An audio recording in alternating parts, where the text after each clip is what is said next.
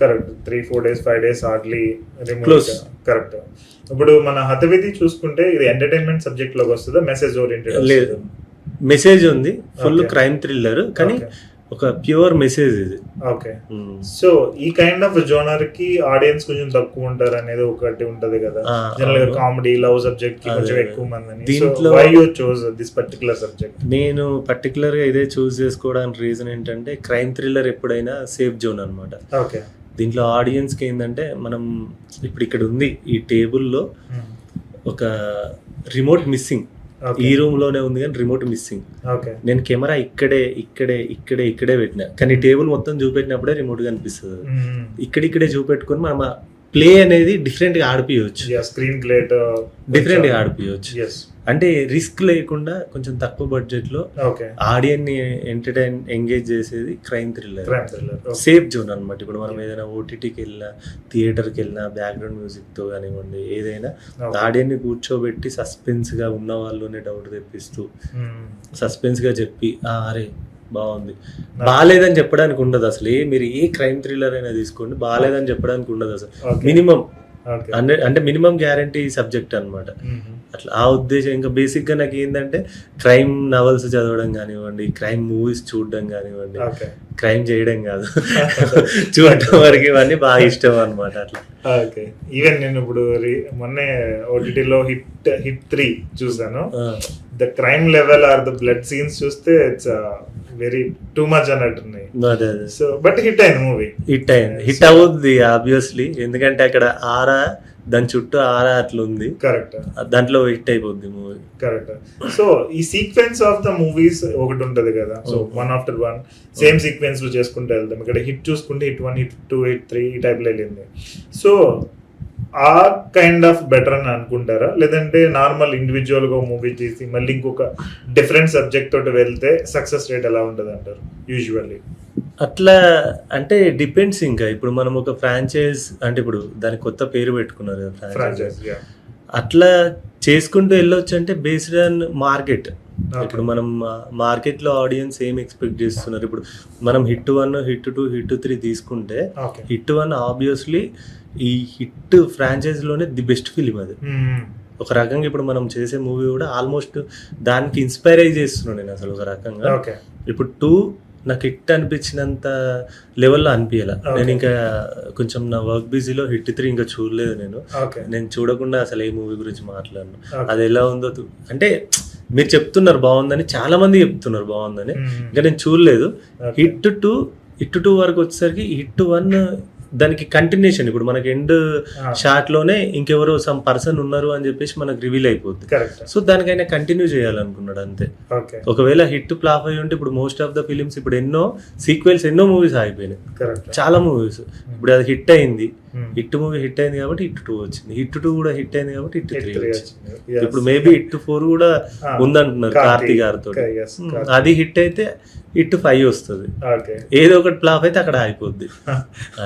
ఎందుకంటే ఇప్పుడు మనం సీక్వెన్స్లు చేస్తేనే అదొకటి, అంటే అది అట్లా ఏమి ఉండదు. కరెక్ట్. సో మీరు ఏమన్నా సేమ్ నానిలాగా హీరో అవుదామని, లేదంటే వేరే ఏదైనా క్యారెక్టర్? నేను బేసిక్ గా ఏంటంటే, ఇండస్ట్రీకి రావడానికి సునీల్ గారు కమెడియన్ లాగా అవుదామని వచ్చా. మంచి కామెడీ టైమింగ్ పంచెస్ నేను బాగా రాసుకుంటా అనమాట. మా ఫ్రెండ్స్ అందరు కూడా అంతే, మేము అందరం ఎప్పుడు ఉన్నా ఒకరి మీద ఒకరు పంచ్ లేయడం అసలు హిలేరియస్ గా ఉంటుంది. మా వాళ్ళందరూ ఇక్కడ ఉన్నారంటే ఒక మామూలుగా ఉండవు పంచ్లు. ఒక సునీల్ గారిలా ఒక కమెడియన్ అవుదామని వచ్చా, కానీ ఏమో నాకు స్క్రీన్ మీద కనిపించి యాక్టింగ్ చేసి ఇలా చేయడం ఇంట్రెస్ట్ లేదు. కానీ ఇప్పుడు చాలా మంది డైరెక్టర్స్, యాక్టర్స్ అవుతున్నారు. హీరో రేంజ్కి వెళ్ళకపోయినా, అంటే ఒక నాకు ఎండ్ ఆఫ్ ద డే కోరిక ఏంటంటే ఒక కమెడియన్ అవ్వాలని, ఒక మంచి ఫ్యూచర్ ఉంటుంది, సేఫ్ సైడ్ అనమాట.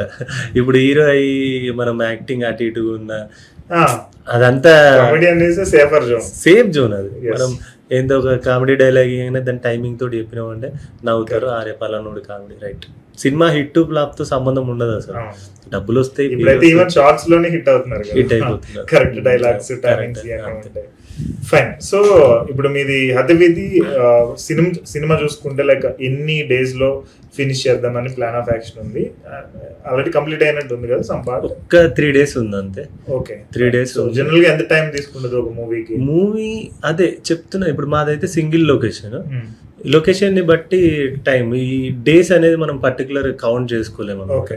కానీ ఉంటది, మనం ముందే ఒక సీన్ ఎన్ని లొకేషన్స్ లో జరుగుతుంది ఏందనేది ఒక మనం షెడ్యూల్ వేసుకుంటాం ఆల్రెడీ. ఓకే. ఏ సినిమాకైనా పెద్ద ఆర్టిస్టులు పెద్ద ఎక్విప్మెంట్ ఉన్నప్పుడు దాని డేస్ అనేది మారిపోతుంది. ఇప్పుడు మన చిన్న సినిమానే కాబట్టి మేము దీన్ని 25 days లో వైండ్ అప్ చేసేసినాం మొత్తం. That's great. 25 days అంటే ప్రొడ్యూసర్ ఈజ్ హ్యాపీ. నేను ఫస్ట్ నా ఫ్యూచర్ గా నేను చేయబోయే సినిమాలు కూడా ఎంతసేపు ఒక ప్రొడ్యూసర్ కి కొన్ని థింగ్స్, ఇప్పుడు కొంతమంది ఉంటారు వాళ్ళకి ఏంటంటే అసిస్టెంట్ డైరెక్టర్లు కానివ్వండి, అసిస్టెంట్లు, వీళ్ళందరికీ కొన్ని విషయాలు తెలియదు అసలు. ఇప్పుడు ఒక ప్రాపర్టీ, ఇప్పుడు వాటర్ బాటిల్ ఉంది, ఇది వీళ్ళకి ఏంటంటే ఇది వెళ్ళి వాళ్ళు షాప్ లో తెచ్చేస్తారు అనమాట. 20 rupees ఎక్స్ట్రా తీసుకొని అమ్ముతాడు షాప్ వాడు. కానీ డైరెక్ట్ డీలర్ దగ్గరికి వెళ్తే 20 rupees తక్కువ అయ్యింది. నేను డైరెక్ట్ అట్లనే వెళ్ళి అప్రోచ్ అయ్యి తీసుకొని వస్తాను. ఇంకా అవసరం అయితే అన్న ఇలా మనకు రెగ్యులర్ ఉంటుంది కొంచెం తక్కువ, అంటే మనం తినేదే ఉండదు అక్కడ. ప్రొడ్యూసర్ సేఫ్ ఏంటంటే రేపు పొద్దున నాకు ఇంకో వేరే ఏదైనా సడన్ గా ఏదైనా ప్రాపర్టీ కావాలంటే డబ్బులు ఉంటే ఇచ్చేస్తాడు. మనం ముందు ఇక్కడ వీటన్నిటికి ఖర్చు పెట్టేస్తే రేపు అవసరం ఉన్న దానికి డబ్బులు ఉన్నాయని నా బాధ అన్నమాట. నెక్స్ట్ మనకి పైరసీ మూలంగా చాలా మంది థియేటర్ కి వెళ్ళకుండా డౌన్లోడ్లు కొట్టేస్తున్నారు, డౌన్లోడ్లు చూసుకుంటూ ఉన్నారు. సో ఈ పైరసీ మూలంగా మన మూవీస్ ఇంపాక్ట్ ఎలా ఉంది అంటారు? ఎందుకంటే ఇప్పుడు ప్రెసెంట్ ఓటీటీ కూడా ఉంది అండ్ ఈవెన్ పైరసీ రిలేటెడ్ కూడా స్టిల్ జరుగుతూ ఉంది చాలా మంది. మొన్న ఎవరినో స్టూడెంట్ అడిగితే సినిమా చూసామంటే చూసాను, ఆల్రెడీ వచ్చింది, డౌన్లోడ్ చేసుకున్నా అన్నారు. So how you will consider that? అంటే దీన్ని ఒక్క విషయం ఏంటంటే తప్పును మనం ఎప్పుడు ఆపలేము, కానీ మన కళ్ళ ముందు తప్పు జరుగుతున్నప్పుడు ఆపొచ్చు. ఇది ఎవరు చేయట్లా. ఇప్పుడు మీరే ఉన్నారు, ఒక స్టూడెంట్ సినిమా డౌన్లోడ్ చేసుకొని చూసారంటే మీరు ఏమన్నారు? నేను ఇంకా ఏమనలేదు కదా. అదే ఇక్కడే అనమాట వదిలేస్తున్నాం అనమాట. చూడకపోయినా సరే ఇప్పుడు నా కళ్ళ ముందు ఎవరైనా సినిమా డౌన్లోడ్ చేస్తే నేను చాలా కోపపడతా. నేను చెప్తున్నా కదా, నా ఫస్ట్ నుంచి నా ప్రొడ్యూసర్ పాయింట్ ఆఫ్ వ్యూ ఉంటుంది. పొరపాటు నేను ప్రొడ్యూసర్ అయితే ఎట్లుంటుందో కానీ ప్రొడ్యూసర్ పాయింట్ ఆఫ్ వ్యూ ఉంటుంది. నేను వాళ్ళకి ఒకటే చెప్తా, సినిమా చూడాలంటే 20 rupees టికెట్ ఉంది, 50 rupees టికెట్ ఉంది, డబ్బులు ఉంటే 100, 150, 200, 300 వరకు ఉంది. వెళ్ళగలిగితే వెళ్ళలేదు అనుకో ఓటీటీలో మూవీ వస్తుంది, సబ్స్క్రిప్షన్. ఇప్పుడు అమెజాన్ ప్రైమ్ ఏదైనా 150, 200 లోపే ఉన్నాయండి.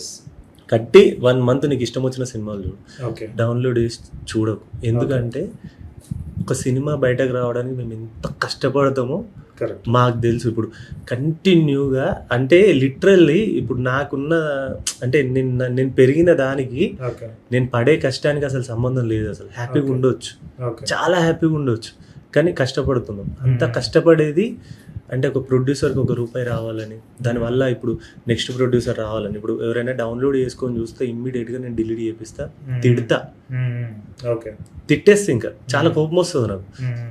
చూసేంత ఇది లేదనుకో, నీకు చేతన అవ్వట్లా, ఒక సినిమాకి ₹1 పెట్టాలని లేదు, చూడకు. ఎవరు చూడమంటున్నారు? డిలీట్ చేపిస్తాను నేను ఇమ్మీడియట్ గా. సినిమాని ఏంటంటే డిలీట్ చేపిచ్చేస్తాను నేను కళ్ళ ముందు. ఇంకోసారి ఇలాంటి తప్పు మిస్టేక్ చేయకండి. కొంతమంది ఇండస్ట్రీ వాళ్ళు కూడా సినిమాని డౌన్లోడ్ చేసుకొని చూస్తున్నారు, పైరసీలు.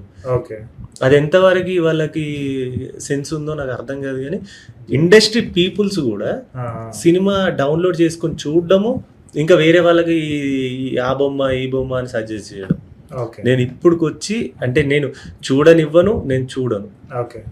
ఎవరైనా చూస్తే పైరసీ రిలేటెడ్ అయితే అంటే నేను పైరసీ రిలేటెడ్ అంటే ఇంత నేను లాంగ్ థింక్ చేయను. నేను I never watch piracy because only one reason ఏంటంటే నాకు ఆ క్లారిటీ నచ్చదు. అంతకుముందు ఒకసారి చూడటానికి చూసినప్పుడు అందులో అంత క్లారిటీ, సౌండ్ కానీ క్వాలిటీ కానీ బాగోదు కాబట్టి ఐ నెవర్ వాచ్ పైరసీ. కొంతమంది వాటికే అలవాటు పడ్డారు, చాలా మంది ఆ థియేటర్ లో అలవాటు. వాడు ఏంటంటే మన ఫీలింగ్ కూడా థియేటర్ లో ఉన్న ఫీలింగ్. నేను అడిగా, అరే నీకు అది సౌండ్ లేదు ఏం లేదు ఎట్లా చూస్తావురా అంటే, అరే మనం థియేటర్ లో ఉన్న ఇదే సౌండ్ కదా అన్న అంటాడు.